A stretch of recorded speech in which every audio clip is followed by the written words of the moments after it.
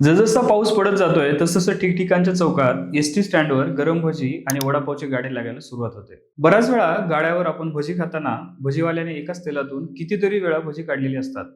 कढईतलं तेल फार काळ झालेलं असतं. चवीच्या नादात आपण सगळं विसरून भज्यावर ताव मारतो. पण यामुळे होतंय काय, तर बरेचसे रोग जडतात आणि जितका पैसा भजी खायला लागतो त्याच्या कितीतरी पटीने पैसा दवाखान्यात खर्च होतो. पण आता तेल वापर किती वेळ करावा याची नियमावली जी आधीच अस्तित्वात होती त्याची कडक अंमलबजावणी करण्यात येणार आहे. अन्न आणि औषध प्रशासन विभागाचे आयुक्त तुकाराम मुंढे यांनी प्रशासनाला नवीन आदेश दिलेत, ज्यामुळे हॉटेलमध्ये शुद्ध पाणी प्यायला मिळेल, छापील कागदावर बंदी असेल. या व्यतिरिक्त नवीन हॉटेल टाकायचंय तर काय करावं लागेल यासंबंधीचे आदेश दिले गेले. तेव्हा हे नव्याने दिलेले आदेश नेमके काय आहेत आणि हॉटेल व्यावसायिकांनी कोणती काळजी घ्यायची आहे या सगळ्यांची माहिती आपण या व्हिडिओतून जाणून घेणार आहोत. नमस्कार, मी श्रीकांत आणि तुम्ही पाहताय शिरस्ता. कोणत्याही लहान मोठ्या हॉटेलात गेल्यावर पाणी बॉटल घ्यायला भाग पडलं जायचं, तसा प्रकार आता बंद होणार आहे. त्याला कारण म्हणजे शुद्ध पिण्याचं पाणी हा ग्राहकाचा हक्क असून ते मोफत मिळायला पाहिजे. यालाच अनुसरून अन्न आणि औषध प्रशासन विभागाच्या नियमानुसार आता हॉटेलमध्ये व्यावसायिकांना मोफत पिण्याचे पाणी उपलब्ध करणे बंधनकारक असेल. कोणत्याही ग्राहकाला बाटली बंद पाणी विकत घेण्यास भाग पडता येणार नाही. तसंच प्रत्येक हॉटेल रेस्टॉरंट व्यावसायिकाला एक बोर्ड लावावा लागणार आहे. त्या बोर्डवर सुरक्षित आणि स्वच्छ पिण्याचे पाणी येथे विनामूल्य उपलब्ध आहे असा मजकूर लिहिणं बंधनकारक असणार आहे. हॉटेल व्यावसायिक देत असलेलं पाणी शुद्ध आहे की नाही याची दर 6 महिन्याने तपासणी देखील केली जाणार आहे. हे झालं पाण्याच्या बाबतीत.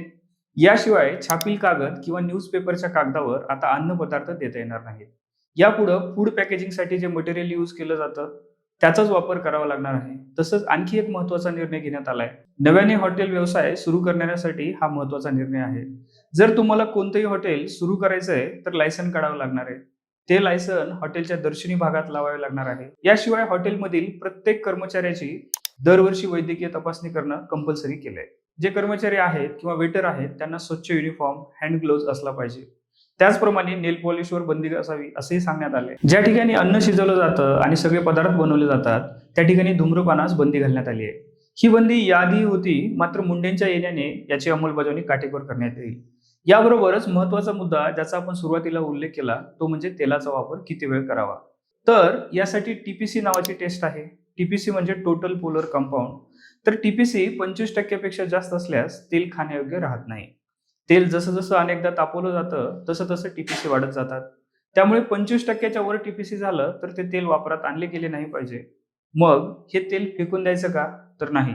या तेलाचा वापर बायोडिझेल तयार करण्यासाठी संस्था करतात. शासनाने काही अधिकृत संस्थांना ही परवानगी दिली आहे.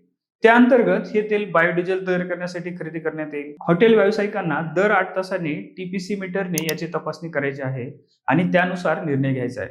जर 25%पेक्षा जास्त टीपीसी आढळला तर मात्र कडक कारवाई केली जाणार असल्याचं मुंडेंनी सांगितलंय. आता तुम्ही म्हणाल की बरेच चांगले निर्णय घेतलेत, तर एवढ्यावर थांबतील ते तुकाराम मुंडे कसले?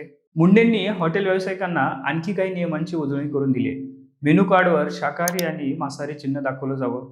ऑनलाईन विक्री करणार असाल तरी देखील हे मेन्शन करणं कंपल्सरी आहे. या व्यतिरिक्त आजकाल क्लाउड किचनचा ट्रेंड आलाय. त्यासाठी देखील मुंडेंनी महत्त्वाचे आदेश दिलेत. प्रत्येक किचनला स्वतंत्र लायसन्स आणि 14 अंकी कोड देण्यात येणार आहे. हा कोड प्रत्येक पॅकेज, बिल आणि मेनू कार्डवर असला पाहिजे. प्रशिक्षित कर्मचाऱ्यांकडून पॅकेजिंग करण्यात आली पाहिजे असंही मुंडेंनी सांगितलंय. आता इतके सगळे नियम करून हॉटेल व्यावसायिक नियमाप्रमाणे सर्व्हिस देत नसतील तर कायदेशीर कारवाईचा इशारा तुकाराम मुंडेंनी दिलाय. जर असुरक्षित अन्नामुळे मृत्यू झाला तर 7 वर्षापर्यंत जन्मठेप आणि 10 लाखांच्या दंडाची तरतूद आहे. लायसन्स शिवाय व्यवसाय चालवत असल्यास 10 लाख दंड आहे. तर या शिक्षेची आठवण मुंडेंनी करून दिली आहे. मागच्या महिनाभरात राज्यभरातील अनेक हॉटेल व्यावसायिकांवर कारवाई करण्यात आली आहे. नागरिकांनी देखील निकृष्ट दर्जाचं अन्न निदर्शनास आल्यास तक्रार दाखल करण्याचं आवाहन तुकाराम मुंडेंनी केलंय. यासाठी 1800-222-365 हा टोल फ्री क्रमांक उपलब्ध करून देण्यात आलाय. तक्रार दाखल करण्यासाठी food safety compliance system FOS-COS mobile app देखील उपलब्ध करून दिले. तुकाराम मुंडेंच्या या पावित्र्यानं लोकांना सकस आणि चांगल्या गुणवत्तेचे अन्नपदार्थ मिळण्यास मदत होईल असा विश्वास व्यक्त करायला हरकत नाही. या निर्णयाबद्दल तुम्हाला काय वाटतं ते कमेंट करून नक्की कळवा आणि अशाच माहितीपूर्ण व्हिडिओसाठी शिरस्ताला सबस्क्राईब करा.